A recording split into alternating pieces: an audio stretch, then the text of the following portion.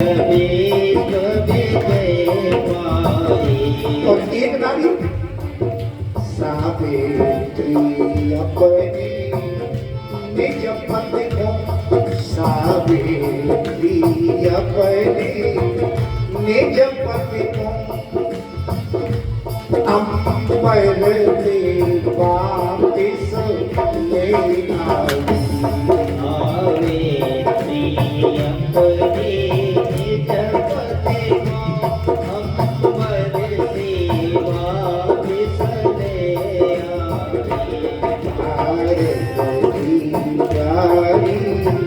देवी हो तुम बेदने में आने वाली,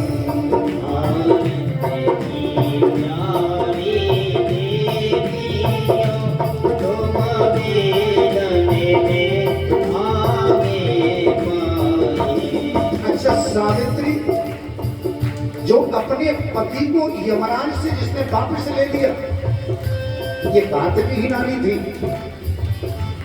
और देखना अंधे पति की कंधारिणी,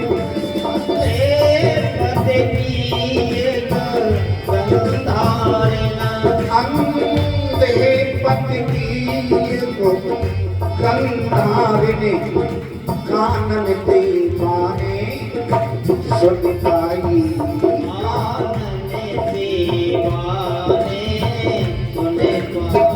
महाभारत में कथा आती है, कंधारिणी की जब सगाई हुई, दीवानी हुआ, उससे पहले जब तब तक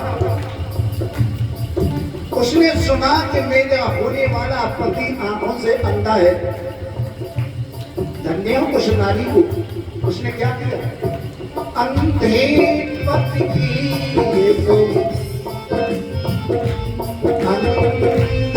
पति की कंधारिणी कानन दीवाने सुन पाई। तब क्या किया, भामरे परी पहले आँखें में मेरे पाटी बनवाई।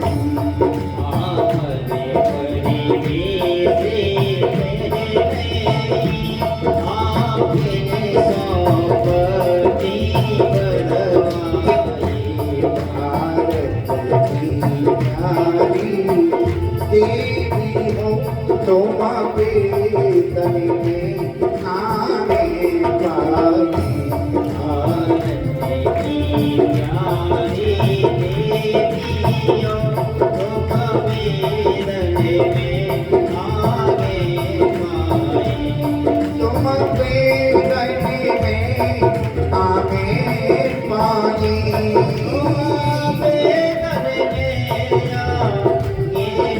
तुम बेदने में आने वाली, तुम बेदने में आने वाली, भारत की प्यारी देवी हो तुम बेदने में आने वाली, भारत की प्यारी देवी हो तुम बेदने में आने वाली। बोलिए वृंदावन बिहारी लाल की जय हो। भारत की नारियों का इतिहास, भारत की नारियों का गौरव हमारे शास्त्रों में वर्णित है। हालांकि ये ऐसी बात नहीं है, अगर माताएं मातृ धर्मनष्ट अपना धारण करते हैं तो ये पुरुष समाज भी आदर करता है, ऐसी बात नहीं है। अच्छा ऐसे समझो, बच्ची ने मेहनत करके डिग्री हासिल की और विदेश भेज दिया, रात दिन 24 घंटे पढ़ाई लिखाई करते हुए डॉक्टर बन के आया। लोग क्या कहेंगे, डॉक्टर साहब। और पत्नी देवी एक टैबलेट का नाम नहीं जानती, लोग क्या कहेंगे, डॉक्टर ने। ये आदर नहीं तो क्या है। बच्चे ने पढ़ लिख करके डिग्री हासिल करके मास्टर बन पाए जैसे तैसे, लोगों ने मास्टर कहना शुरू कर दिया, और पत्नी खाना अक्षर भैंस बराबर, तभी लोग क्या कहेंगे, मास्टर नहीं। तो ये सत्कार जो है समाज भी तो करता है।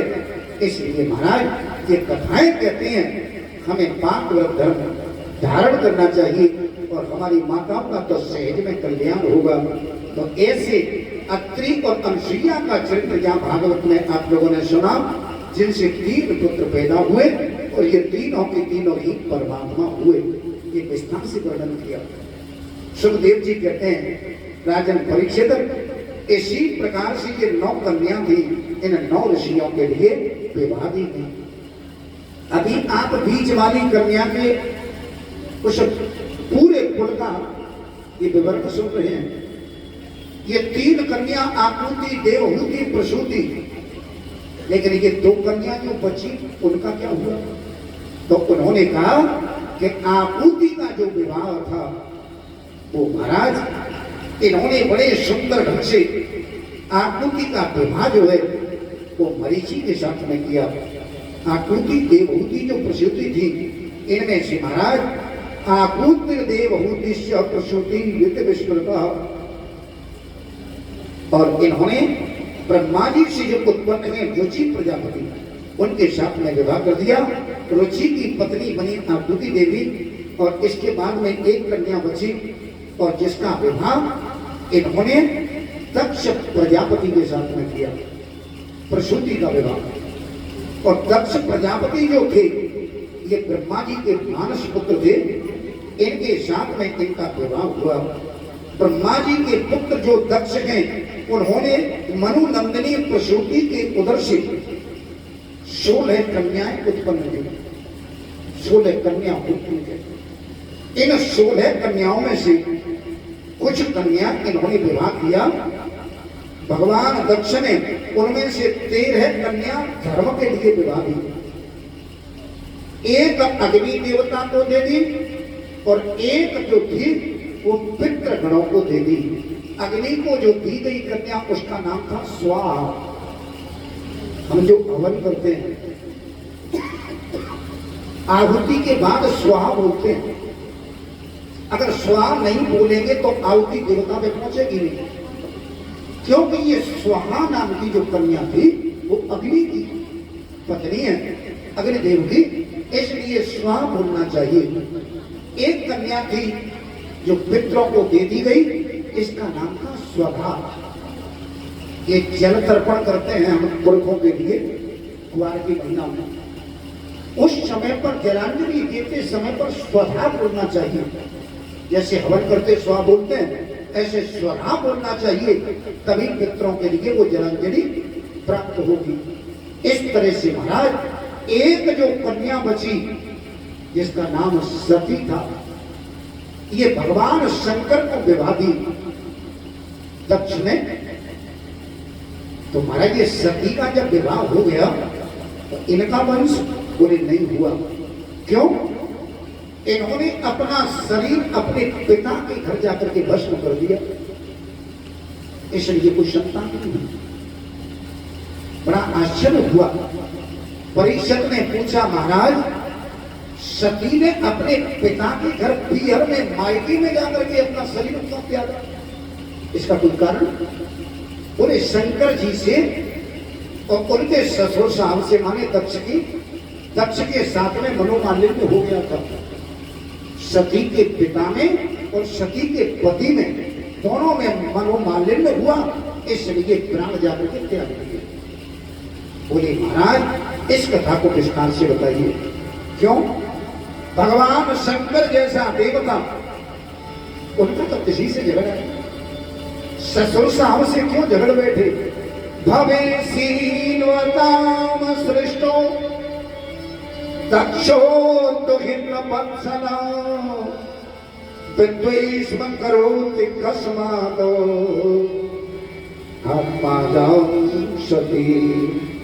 महाराज ऐसे शंकर जी और उनका मनोमालिन्य ससुर साहब से क्यों हो गया?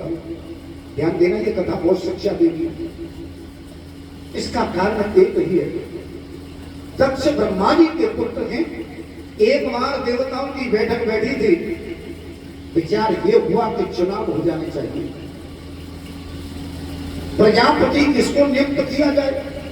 जैसे हम लोगों में पद होते हैं, प्रधान, गृह प्रमुख, मंत्री, प्रधानमंत्री, राष्ट्रपति, ऐसे देवताओं में सबसे बड़ा पद है प्रजापति। किसको बनाए? विचार किया ब्रह्मा जी ने कि मेरा पुत्र जी दक्ष जो है इस समय पर इसके काबिल है, तो दक्ष को ही प्रजापति घोषित कर दिया। दक्ष जो प्रजापति बने, देवताओं ने कहा कि नया नया चुनाव हुआ के, इसलिए इनका स्वागत कर देना चाहिए। और स्वागत समारोह रखा गया। समस्त देवता इकट्ठे होकर के आ गए, हाथों में फूलों की माला लिए बैठे हैं, जिंदाबाद के नारे लगाए जा रहे हैं। और देखना दक्ष आ रहे हैं। अच्छा, दक्ष जब प्रजापति बने तो अहंकार हो गया। और ये तो बड़ा सीधी बात है, प्रभुता प्राप्त करके अहंकार ना हो ऐसा कोई है ही नहीं। अच्छा, चुनाव आ गए तो देखना, प्रत्याशी आएंगे और नाक रगड़ेंगे। और जो ही पद प्राप्त हुआ, लाल बत्ती मिली, फिर मिल में जाना तब देखना, दरवाजे का नौकर कहेगा कि बाबूजी सो रहे हैं, घरे आना, क्योंकि पदवी वो है, गरिमा, अहंकार। अरे छोड़िए महाराज, रामायण को देखो, बाबा गोस्वामी जी तो ये कहते हैं, नहीं कोई आस जगमा जग,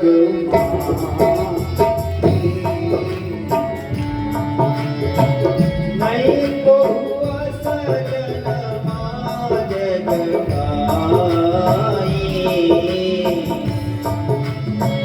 नहीं कोई आस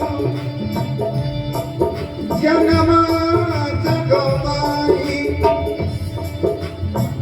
प्रभुता पारी काई मदनाई, प्रभुता पाए काई मदनाई।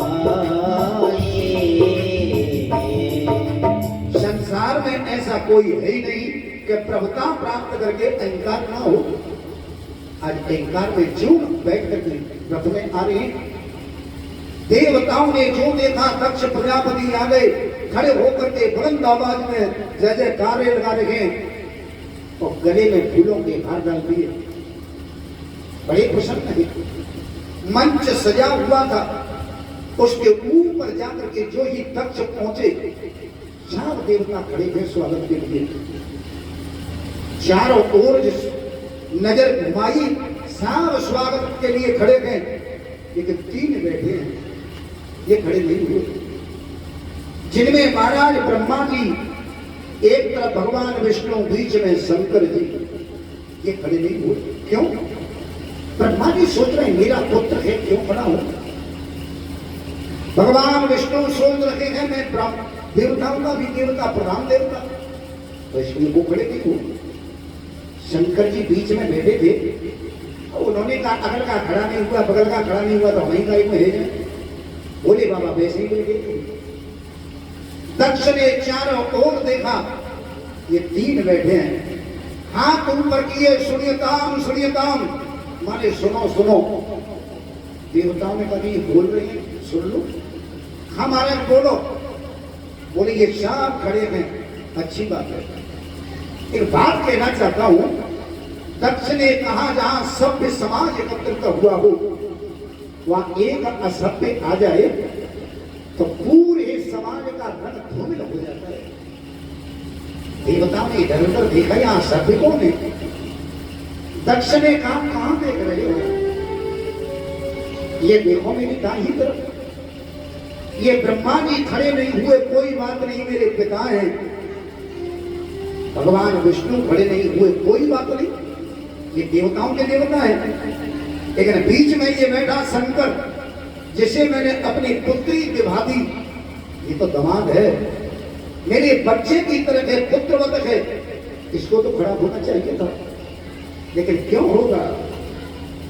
कभी सभ्य समाज में गया हो तो सभ्यता जाने, भूत प्रेतों में रहने वाला, मरगट की राख रमाने वाला, निरपद्रव निर्लज्जता धारण करने वाला, ये क्या जाने सत्य समान क्या होता है। अच्छा, शंकर जी जैसा देवता कोई नहीं है। उन्होंने तो गर्दन नीचे मुंह कर ली, आकर ससुर साहब हैं, गाली हैं, दे रहे हैं, देते रहे। लेकिन शंकर जी के गण बैठे थे नंदी, उनसे ये सहन नहीं हुआ, एकदम कमक करके खड़े हुए। शंकर जी की नजर पड़ी, क्या बात है नंदी, अरे महाराज ये तुम्हें गाली दे रहे हैं, आप शांति से बैठ के सुन रहे हो। भगवान शंकर ने कही, बेटा ये ससुराल की गाली है, और ससुराल की गाली तो सब सुनते हैं। अंतर इतना है, कभी शादी में विवाह में सुन लेते हैं, हम पीछे से सुन रहे हैं, बैठ जाओ। नंदी ने कहा तो खूब सुनो। नंदी बैठ गए। इसने फिर कहना शुरू कर दिया, बार बार दक्ष कहता गए, मैंने अपनी धूल जैसी कन्या, मृग नैनी कन्या, मृग जैसे नेत्रों वाली, इस बंदर जैसी आंख वाले के साथ में विवाह कर दिया।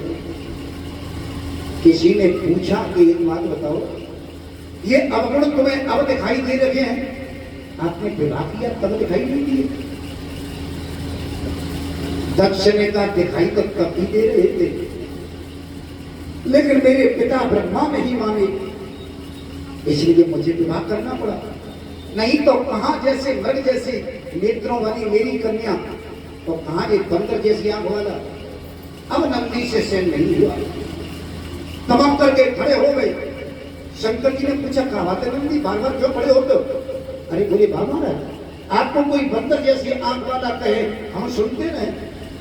खड़े होकर के कहा, दक्ष सावधान, जिन भगवान शंकर की तू निंदा कर रहा है, तू शंकर जी के बारे में क्या जानता है। जिस मुंह से तू शंकर जी को गाली दे रहा है, मैं श्राप देता हूं ये तेरा मुंह बकरी का हो जाए। इस श्राप दे दिया। दक्ष ने देखा, मुझे तो श्राप लग गया, कुछ कहने के भी रहे। इतने में वहां प्रभु महाराज बैठे थे, जाति से ब्राह्मण थे। प्रभु जी खड़े होकर के कहा, सावधान। अच्छा, मैं तुम्हें पूछना चाहता हूं नंदी, ये झगड़ा ससुर कमाल का था, तुम बीच में क्यों बोले। तुमने ये श्राप दिया कि गलत किया कि हम भी श्राप देते हैं, शंकर के जितने अनुयायी होंगे तो सब बच्चा भक्ष खाने वाले होंगे। ये श्राप दे रहे थे एक दूसरे को। शंकर जी ने कहा, ये तो मेरे भक्तों को श्राप लग गया। इतनी में महाराज ब्रह्म जी ने जो सुना, श्राप दिया। नंदी ने कहा, पंडित जी ये झगड़ा तो कहीं होना था, तुम बीच में क्यों कुचल पड़ी। हम भी श्राप देते हैं कि ब्राह्मण धनहीन होंगे, लक्ष्मीहीन होंगे। शंकर जी सोच रही हैं कि ये श्राप समारोह है या स्वागत समारोह है। यहां से आगे तो और ज्यादा झगड़ा होगा, इसलिए इशारा किया, बोले चलो। नंदी को लेकर के शंकर जी चले गए। लेकिन क्रोध भयंकर आ रहा है दक्ष को, अरे स्वागत के लिए बुलाया, यहां मेरा अपमान हुआ। फिर सारे देवताओं की पंचायत बैठ गई। दक्ष ने कहा कि हम तुम्हारे प्रजापति हैं कि नहीं। बोले, हाँ हो महाराज, हम जो कहेंगे वो होगा कि नहीं। बोले, क्यों नहीं होगा। तो आज से मैं कहता हूं, आपसे आदेश है मेरा, किसी फंक्शन में, किसी यज्ञ में, किसी हवन में कोई शंकर जी को बुलाएगा नहीं, इन्हें निष्कासित कर रहे हैं। देवताओं ने हाथ जोड़े, महाराज तुम कहोगे सोई होगा। एक बूढ़े से देवता ने कहा कि बात पूछे, पूछो। आप ससुर हो, वो आपके दामाद हैं, आपके कहने से हम छेद देंगे, नहीं बुलाएंगे। तो कल को आप में राजीनामा हो गया, तो आपने उनको बुलाया, तो हमारा क्या होगा। तुम कहना क्या चाहते हो। हम ये कहना चाहते हैं, अगर यही करना है आपको, तो अपने घर से इनको पहले बंद करो, उसके बाद हम बंद कर देंगे। बोले, ये काम हम ही करेंगे। आप लोगों ने हरिद्वार के पास में वो जगह का नाम सुना होगा, कभी दर्शन किए हो, जिस जगह का नाम है कनखन। उस कनखन में जाकर के इन्होंने यज्ञ शुरू कर दिया। अच्छा, यज्ञ क्यों की जा रही है? आत्म कल्याण के लिए नहीं, दूसरों का कल्याण करने के लिए नहीं, ये तो महाराज यज्ञ दूसरे को नीचा दिखाने के लिए की जा रही है। ऐसी यज्ञ कोई करे जिसमें प्रतिस्पर्धा हो, दूसरे को नीचा दिखाने का काम किया जाए, तो यज्ञ कभी सफल नहीं होती। यज्ञ शुरू हुई, समस्त देवताओं के लिए चिट्ठियां गई, लेकिन भगवान शंकर के लिए कोई चिट्ठी नहीं, अपनी पुत्री के लिए कोई बुलावा नहीं। जिस पुत्री पे इतना प्रेम करते थे, आज उसके लिए कोई निमंत्रण नहीं भेजा गया। और महाराज आज देवताओं को न्योता मिला, तो सब के सब देवता सोच रहे हैं चलो अपनी अपनी पत्नियों को साथ में लिया, 16 श्रृंगार किए हुए सब की सब जा रही हैं, मंगल गीत गाते हुए विमानों में बैठ करके आज कैलाश के ऊपर होके निकल के जा रहे हैं। क्यों? इधर उधर होके भी जा सकते थे, लेकिन जानबूझ के जा रही हैं जिससे शंकर जी को पता लग जाए कि हमारे ससुर के घर यज्ञ हमें बुलाया नहीं। अच्छा, ये समाज पहले के ऐसे ही हो, जो ये विमान गड़गड़ाहट करते हुए एक के बाद एक लाइन लगी है, भगवान शंकर तो नेत्र बंद किए बैठे थे, लेकिन सती ने जो देखा ये विमान कहां जा रहे, आज खड़ी हो गई, हाथ ऊपर किए, रुक जाओ। देवताओं ने देखा, हाँ भैया कहां जा रही हो, कहीं भटका रहे हो? अरे तुम ऐसे पूछ रही हो, तुम्हें नहीं पता? हमें तो कुछ नहीं पता। अरे तुम्हारे पिता के घर यज्ञ हो रही है, उस यज्ञ में हम सब जा रहे हैं। सती ने कहा, मेरे पिता के घर यज्ञ? हाँ, हमें पता तक नहीं। देवताओं ने कहा कि भैया शंकर जी ने बात छुपा ली होगी, तेरे पिता के घर की यज्ञ हो रही है। अच्छा, किसी मां को यह पता लग जाए कि मेरे पियर में कोई फंक्शन हो रहा है और पता आज लगे तो दिल पे क्या बीतेगी। मैया सती वहां से सीधी आ रही है जहां शंकर जी बैठे थे। अच्छा, शंकर जी ने कभी सती को यह नहीं कहा कि ससुराल में हमारी लड़ाई हो गई है।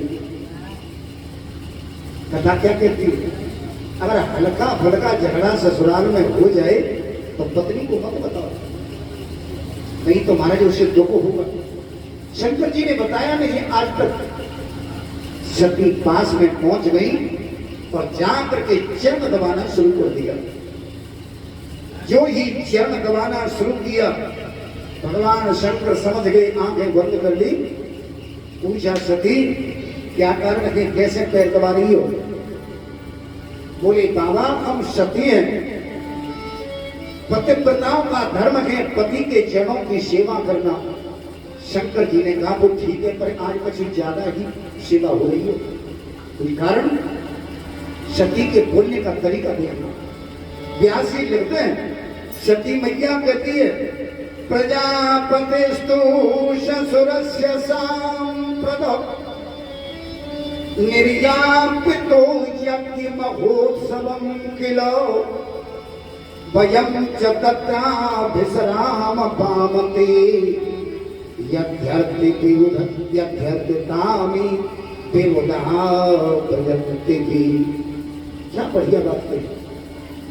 सती कहती है, स्वामी आपको पता होना चाहिए, ससुरस्य सांप्रतो, आपके ससुर के यहाँ यज्ञ हो रही है।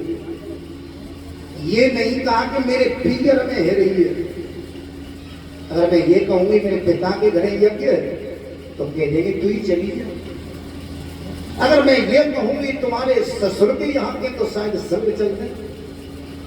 आपके ससुर के यहाँ यज्ञ हो रही है। शंकर जी ने कहा, हो रही होगी। अरे ये क्या बात हुई? क्यों, क्या तुम्हें नहीं पता? शंकर जी कहते हैं, हमें तो कुछ पता ही नहीं। क्यों क्यों नहीं पता? बोले कोई चिट्ठी आई नहीं। सती कहती है चिट्ठी तो आई होगी तो कहाँ है? बोले कबू कबू ये डाक सेवा गड़बड़ा भी जाती है, चिट्ठी इधर उधर हो गई होगी। लेकिन महाराज इसलिए तैयार हो जाओ, आज हम और आप चलेंगे। बोले देवी सही बात तो ये है कि चिट्ठी आई ही नहीं। क्यों? रामायण में पढ़ के देखना, सती का चरित्र दिखाते कह गई। भगवान शंकर कहते हैं तुम्हें कुछ पता भी है? क्यों, क्या हुआ? दक्ष सकल निज सुता बुलाई, दक्ष सकल निज सुता बुलाई, दक्ष सकल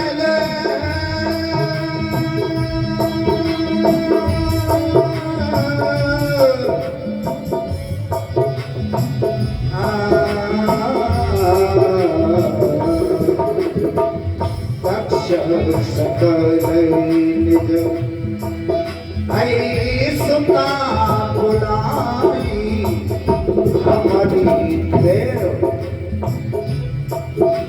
तुम बेसराई, हमारी रामायण में चौपाई है। बाबा गोस्वामी जी कहते हैं सती से शंकर जी कह रहे हैं बैर तो हमसे था लेकिन छोड़ तुमको भी दिया, इतनी तुम्हारी बहनें हैं सब आई हैं लेकिन जानबूझ करके तुम्हें नहीं बुलाया। सती ने कहा हमें क्यों, हमसे तो कितना प्रेम करते थे। बोले थोड़ी सी लड़ाई हो गई थी हमसे ब्रह्मा जी की सभा में, इसलिए तुमको भी छोड़ दिया। सती को पूरी बात बताई। सती ने कही ये छोटी मोटी बातों में कहीं रिश्तेदारी तोड़ी जाती है, अब तो चलो। सती हम तो नहीं जाएंगे, क्यों? बुलावा नहीं है। देखना बाबा गोस्वामी जी ने लिखा, शंकर जी कहते हैं जो बिनु बोली अरे जाओगी भवानी, जो बिनु बोली जाओगी भवानी, जो मेरा बोले जाओगी भवानी, ओ भवानी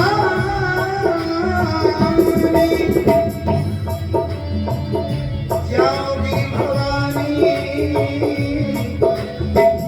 जाओगी भवानी,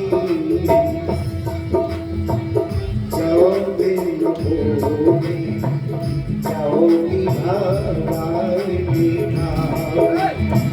रही न तेज, रही न तेज, हाँ रही न सील, शनि मना जाओगी बोले जाओगी भवानी। अगर बिना बुलाए जाओगी न तो आदर होगा, न शीलता मिलेगी, न मर्यादा रहेगी, इसलिए नहीं जाना चाहिए। अच्छा सती ने कहा महाराज एक बात बताओगे? बोले हाँ। शास्त्र तो तुमने पढ़े हैं, शास्त्र क्या कहता है? क्या कहता है? तदपि मित्र प्रभु, ध्यान देना, तदपि मित्र प्रभु आए गुरु गृह गेहा, तदपि मित्र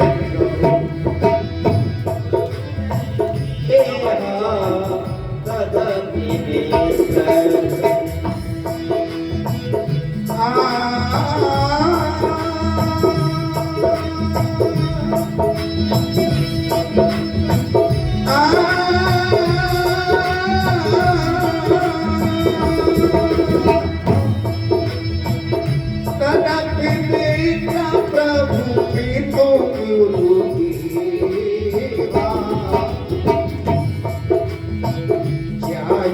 चाहिए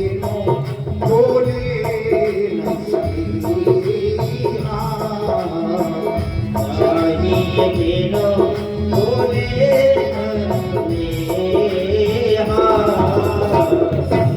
शास्त्र ये कहता है अपने मित्र के घर, अपने पिता के घर, अपने पति के घर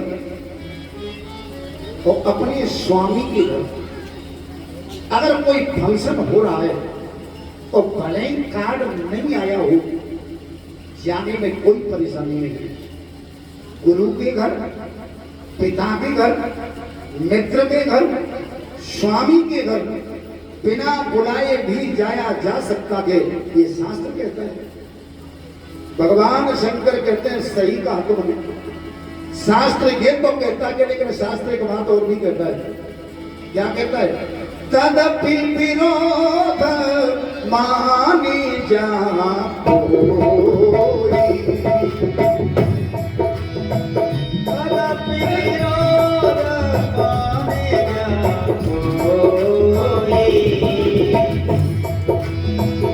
नियम है।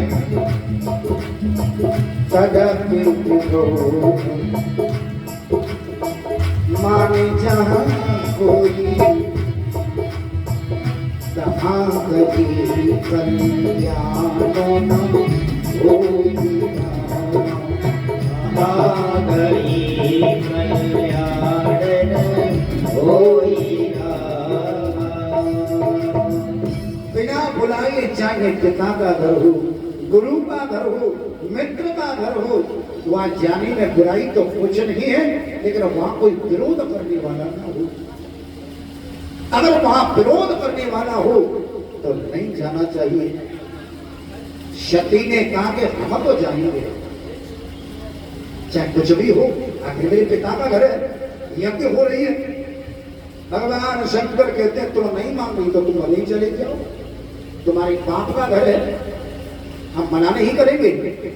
आज सती अकेली तैयार हो गई। ध्यान देना ये कथा क्या कह रही है।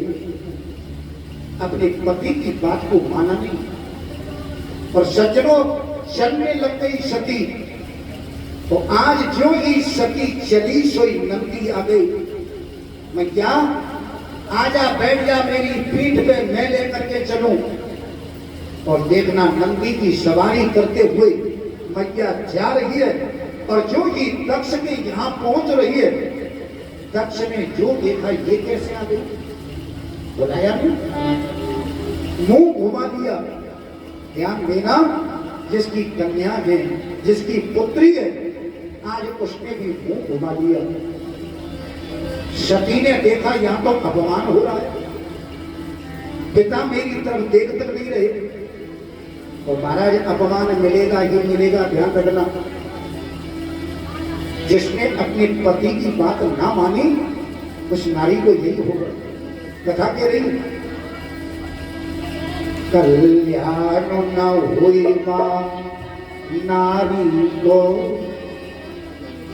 कल्याण न होइबा नारी को, जो पति की बात नहीं मानी। कल्याण न होइबा नारी को, जो पति की बात न माने।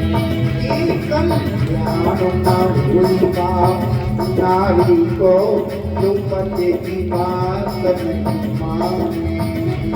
कल्याण न होइबा नारी को, जो पति की बात नहीं माने। जो पति की बात नहीं माने, जो पति की बात नहीं माने, पति की बात नहीं माने, जो पति की बात ना माने। कल्याण न होइबा नारी को, जो पति की बात नहीं माने। कल्याण न होइबा नारी को, जो पति की बात ना माने। ये हो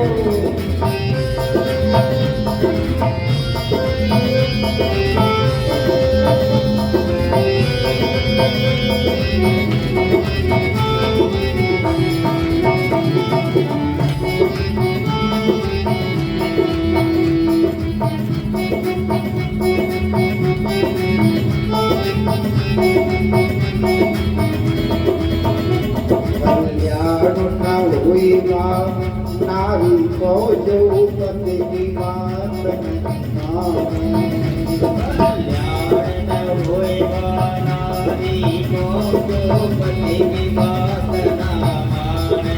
ध्यान देना, सती ने पति की बात नहीं मानी, पति की बात ना मानी। राम को जाचन जली भवानी। जन जली भवानी। आपने रामायण की कथा पढ़ी होगी, जब भगवान राम के पास गई थी यही सती और परीक्षा लेने के लिए गई थी, तब क्या किया था? शंकर जी ने मना किया, लेकिन नहीं मानी। और परीक्षा लेते समय पर क्या किया? रूपो धरी नहीं, रूपो धरी नहीं जनक सुनारी तो पति की बात नहीं मानी। पधरे आयो जनक दुलारी को जो पति की बात नहीं माने। कल्याण ना हुआ नारी को जो पति की बात नहीं माने। कल्याण न होए नारी को जो पति की बात ना माने। कल्याण ना हुआ नारी को जो पति की बात ना माने। कल्याण न होए नारी को जो पति की बात ना माने। बोलिए वृंदावन बिहारी लाल की जय हो। सती अपने पिता के घर जोजी पहुंची, सबने मुंह मोड़ लिया। अंदर प्रवेश किया, बहनों ने देखा सती आ गई, सब चिल्ला रही है सती आ गई, सती आ गई। आज मां ने सुना मेरी पुत्री आ गई, तो ध्यान देना, अगर प्रेम से कोई मिला तो एक मां मिली, क्योंकि मां का हृदय पुत्री के लिए होता ही ऐसा है। अच्छा, मिल तो बहनें भी रही हैं, लेकिन देखना अंतर है दोनों में। रामायण में लिखा कि सादर भले की मिली एक माता और बहनें मिली बहुत मुश्किल था। सती को हृदय से लगा लिया मैया में, बेटी इतना बड़ा यज्ञ हो रहा था, लेकिन तू नहीं आई थी तो मन नहीं लग रहा था। बहनें मुस्कुरा रही हैं, सती तू अकेली आई है। और महाराज यहाँ सुखदेव जी कहते थे राजन परिषद, अपमान जो देखा इतना बड़ा, सती ने सोचा चक्र के यज्ञ में देखूं क्या हो रहा है। आप जा रही है यज्ञ स्थल पर और देखा कि यज्ञ के अंदर समस्त देवता आए हैं, बैठे हैं, आ गए हैं वो बैठे हैं, और नहीं आए हैं उनके सिंहासन पड़े हैं जिनके नाम लिखे हैं। ये विष्णु का स्थान, ये ब्रह्मा का स्थान, ये कुबेर का स्थान, ये सूर्य का स्थान, ये यम का स्थान। लेकिन कतहु नदी के संत पर भागा, लेकिन शंकर जी का कोई स्थान नहीं। बोलिए भक्तवत्सल भगवान की जय हो।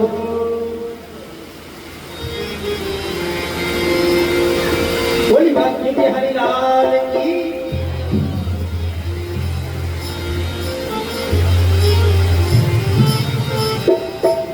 मोहन से दिल तुम लगाया है, ये मैं जानो या वो जाने।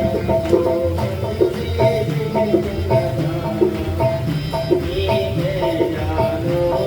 तुम लगाया,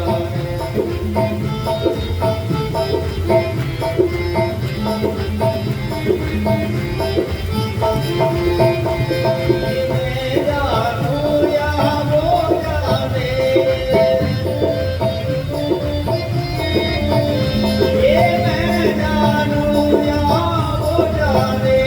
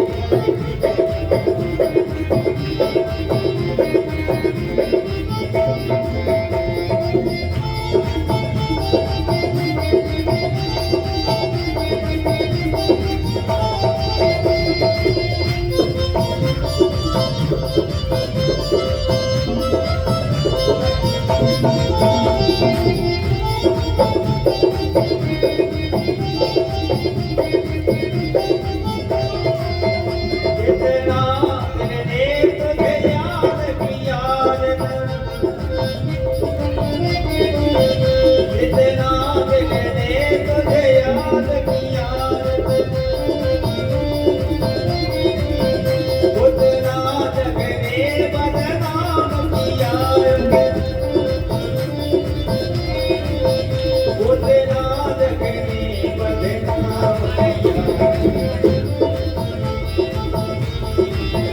बदनामी बदनामी बदनामी बाबल पाया रे ये मेरा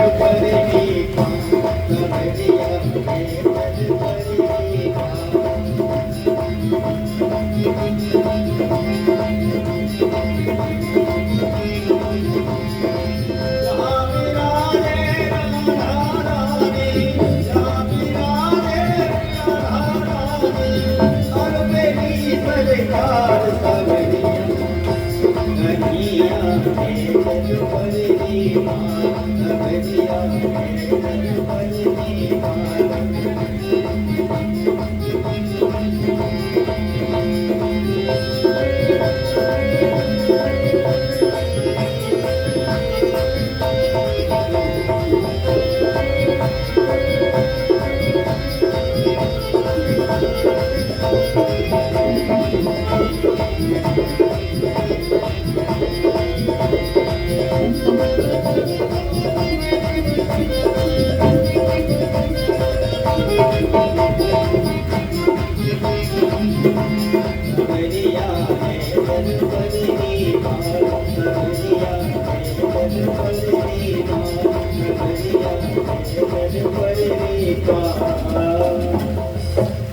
बोलिए वृंदावन बिहारी लाल की जय हो भक्त वत्सल भगवान की जय हो। आइए परमात्मा के चरणों में जी मन को लगाते हुए एक आगे के प्रसंग पर ध्यान देंगे। अभी आप कथा सुन रहे थे, भगवान शंकर की अर्धांगिनी है सती मैया जब घर पर पहुंची थी तो उनको अपमान दिखाई दिया।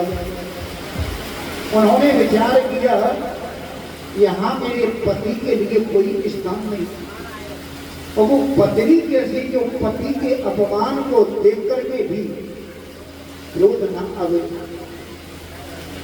मैया सती ने सबसे कहा कि सुनो, यहाँ जितने लोग आए हो, मैं अपने पिता से क्या कहूँ?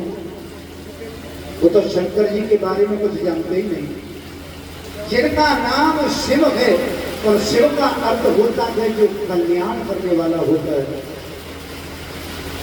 उनको पता ही नहीं। यहाँ मेरे पति की निंदा हुई है, हरि हर निंदा सुनने जो काना, हो ये पाप कहूँ हाथ समाना। यहाँ भगवान की निंदा हो रही हो, यहाँ हमारे धर्म की निंदा हो रही हो, यहाँ हमारे शास्त्र की निंदा हो रही हो, या हमारे गुरु की निंदा हो रही हो, ऐसी जगह पर अगर सुनोगे तो गाय मारने की जो हत्या है वो हमें लगेगी। साफ दिखाते तुलसीदास जी ने, अगर कोई निंदा करना हो तो क्या करें? बोलिए, काटिए कांस जीव जो बसाई, और श्रवण मोह देना तो जन हो पर आई। अगर कहीं निंदा करने वाला कोई निंदा करे, आपके बस में हो तो उसकी जीव काट लो। साफ देखा, लेकिन ध्यान रखना, अर्थ का अनंत मत कर देना। अर्थ तो ये है, आप कथा में से जाएंगे तो रोड पे कितने लोग मिलेंगे जो भगवान को गाली दे रहे होंगे, हमारे शास्त्र को गाली दे रहे होंगे, हमें गाली दे रहे होंगे कि ये काय बच्चे काय रहे, आपको गाली दे रहे होंगे कि पागल हो गए।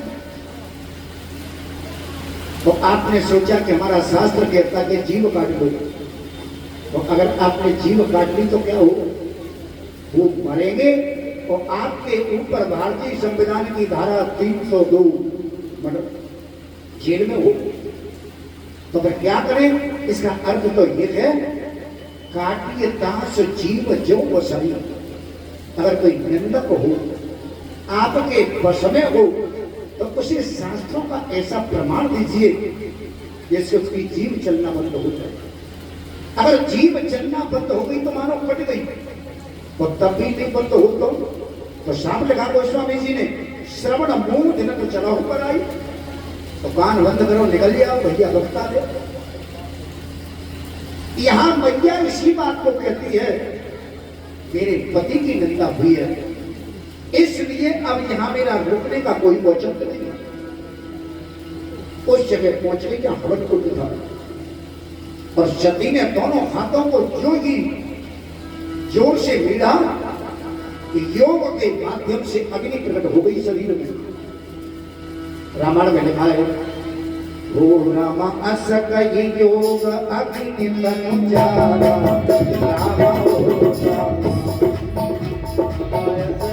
योग अग्नि बनुजारा, रामा ओ रामा असक योग अग्नि बनुजारा, रामा ओ रामा भयो सकल मख हाहाकार, भयो सकल मख हाहाकार। अग्नि जो प्रकट हुई, शरीर जलना शुरू हुआ और पूरे शरीर को भस्म कर दिया मैया ने, प्राण चले। हाहाकार मच गया, यज्ञ में ये क्या हो गया। दक्ष ने देखा मेरी पुत्री ने शरीर त्याग दिया, लेकिन वो कहता कि मरेगी तो मरेगी, यज्ञ करो, ये अहंकार ही तो है। तब भी यज्ञ हो रही है। अच्छा, हमारे शास्त्रों में कुछ भिन्नता है। भागवत में लिखा के सती ने शरीर जला दिया, रामायण के अंदर लिखा के सती ने शरीर जला दिया, लेकिन महाराज पद्म पुराण के केदार खंड में कथा आती है, वहां ऐसा लिखा के शरीर तो त्यागा, लेकिन शरीर ज्यों का त्यों ही बना रहा, जला नहीं, प्राण निकल गए थे। क्योंकि भगवान शंकर ने उसी शरीर को कंधे पे धारण किया तो तीनों लोगों में घूमे। ये पद्म पुराण की कथा है। तब भगवान विष्णु ने देखा शंकर जी तो पत्नी के वियोग में पागल भय जा रहे हैं, इसलिए सुदर्शन चक्र छोड़ दिया, तो मैया के शरीर के 52 टुकड़ा किए, और ये 52 टुकड़ा अपने भारत में गिरे। जहां जहां मैया के शरीर के अंग गिरे वो जगह सिद्ध स्नान कही गई। जहां मैया के नेत्र थे वो नैना देवी, जहां कमर का भाग गिरा वो ज्वाला देवी। ऐसे जहां जहां अंग गिरे वहां वहां 52 सिद्ध पीठ बनकर के तैयार हुए। लेकिन शास्त्र के हर अनंत, हर कथा अनंता। कुछ भी रहा, मैया ने प्राण त्याग दिए, नंदी ने देखा मां ने प्राण त्याग दिए, यज्ञ को विध्वंस करना चाहा, लेकिन उस समय प्रभु जी ने इनको रोक दिया। शिवदेव जी कहते हैं, परीक्षित आज शंकर जी को पता लगा सती ने प्राण त्याग दिए। दक्ष के घर भयंकर क्रोध प्रभु को आया, दोनों हाथों से जटाएं पकड़ी, एक जटा खींच करके जो पहाड़ पे पटकी, श्री वीरभद्र नाम का गण प्रकट हो गया। बड़ा विकराल शरीर, बड़ी बड़े दांत, ऐसा हमारा लाल लाल आंखें, भुजाएं भड़क रही हैं, होठों में स्पंदन हो रहा है। शंकर जी से कहा आप क्या करिए, क्या करूं? शंकर जी कहते हैं इसी समय जाओ, कनकल में यज्ञ को विध्वंस कर दो। गणों को शांत में दिया, वीरभद्र चल पड़े, और जो ये पहुंचे, देवताओं ने जो देखा, ये वीरभद्र आ गया।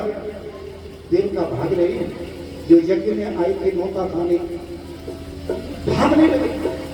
वीरभद्र ने सबको पकड़ लिया।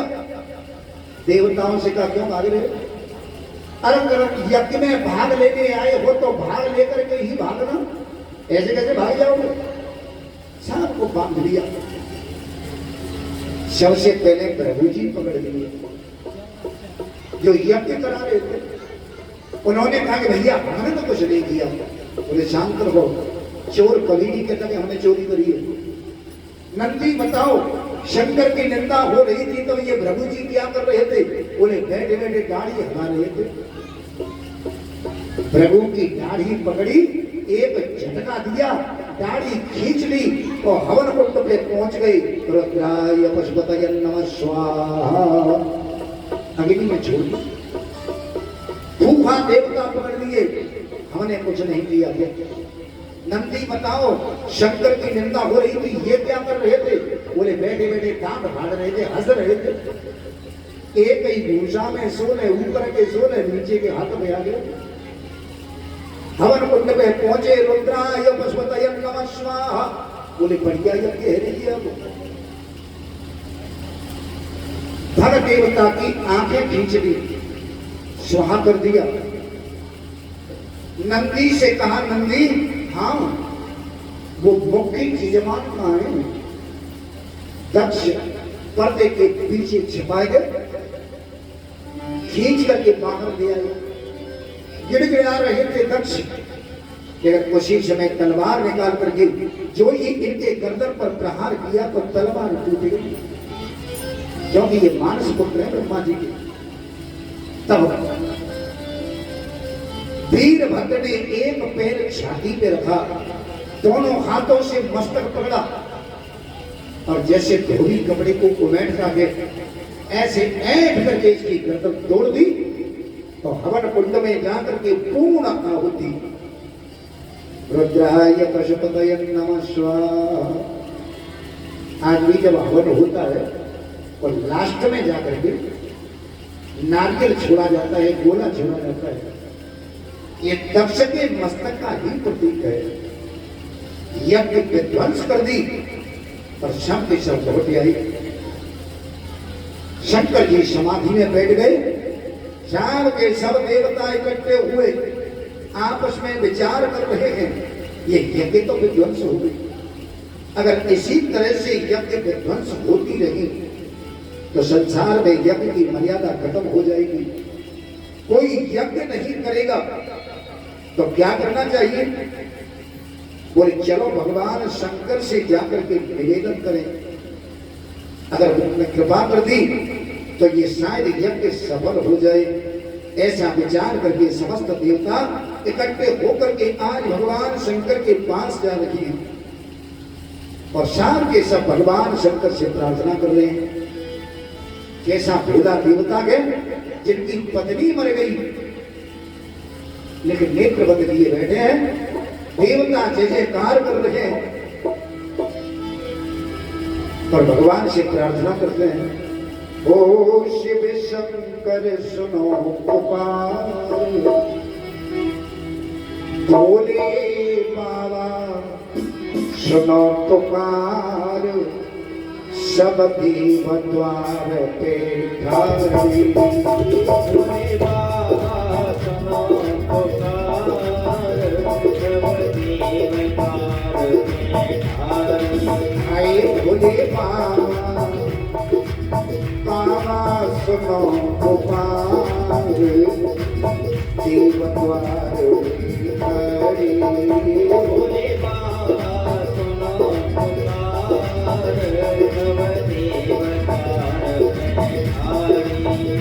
सब देव द्वार पे ठाड़ी। सब देव द्वार पे ठाड़ी, शिव देव द्वार पे ठाड़ी। देव द्वार पे ठाड़े, सब देव द्वार पे ठाड़े। आए भोले बाबा पुकार, देव द्वार पे ठाड़ी। भोले बाबा सुनो पुकार, शंकर जी के श्रृंगार की रचना है तेरे सिर पे गंग विराजे।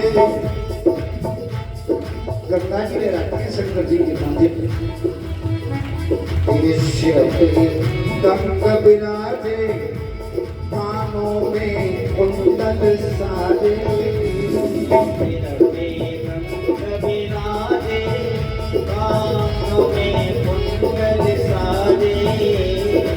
सिर पे जटा विराजे, कानन में कुंडल साजे। सिर की पगे कंपटी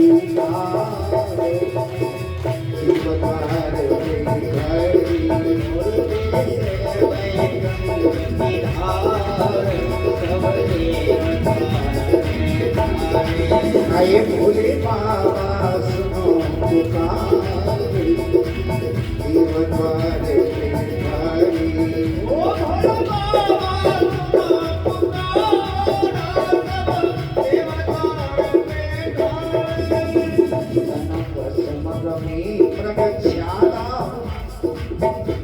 कलपुरी मुंडकी माला।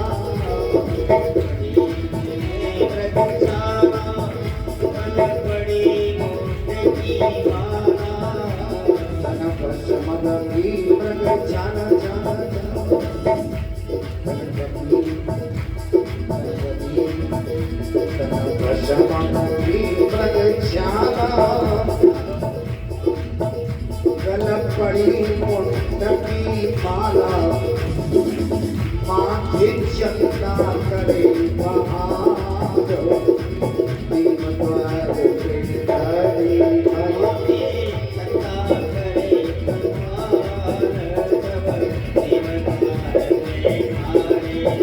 भोले बाबा सुनो पुकार, देवद्वार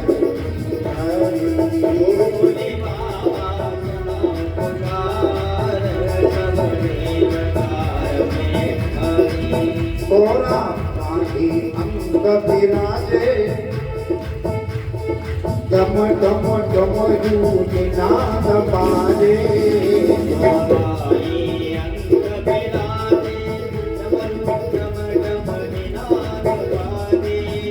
कोरा पाही अंग विराजे, डम डम डमरू निनाद बाजे। बाबा बेगनम बाबी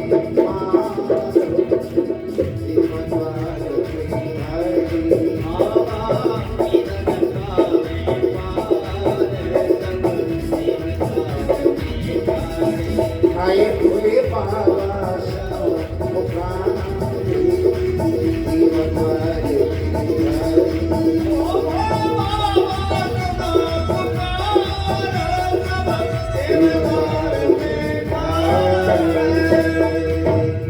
बोलिए शंकर भगवान की जय हो।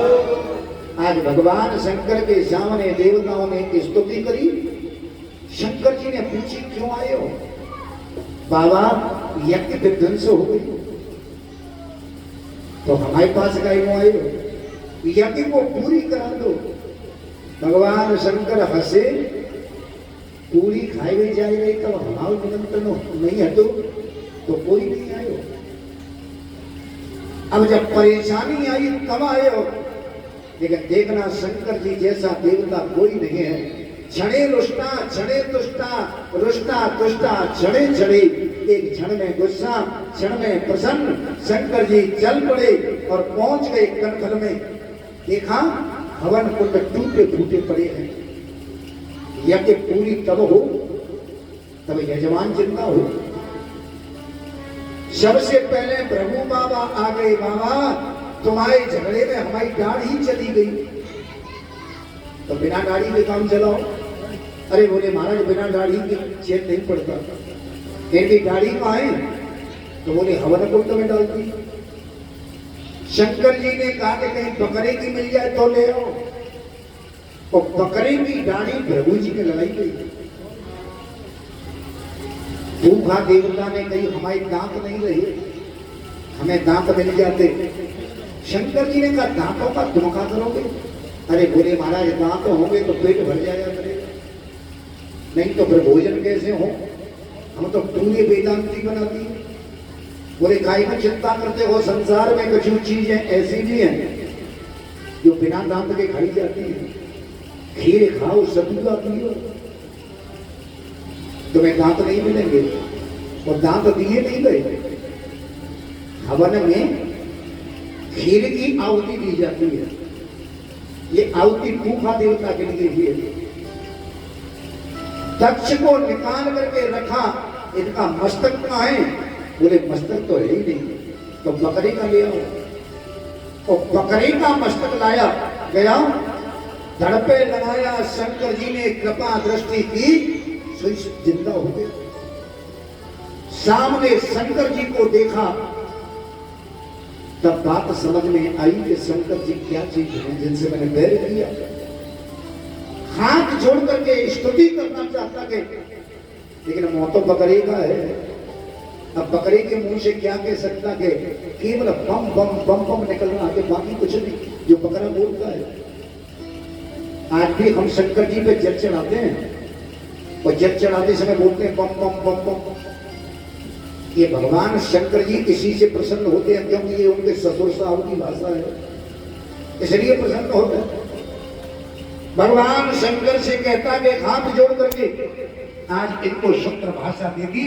समस्त देवता आ गए, भगवान शंकर की प्रार्थना कर रहे हैं कि नाथ, आपने अच्छा किया जो आपने मुझे शिक्षा दी, और महाराज आपने जो मुझे दंड दिया, मैं दंड का ही अधिकारी था।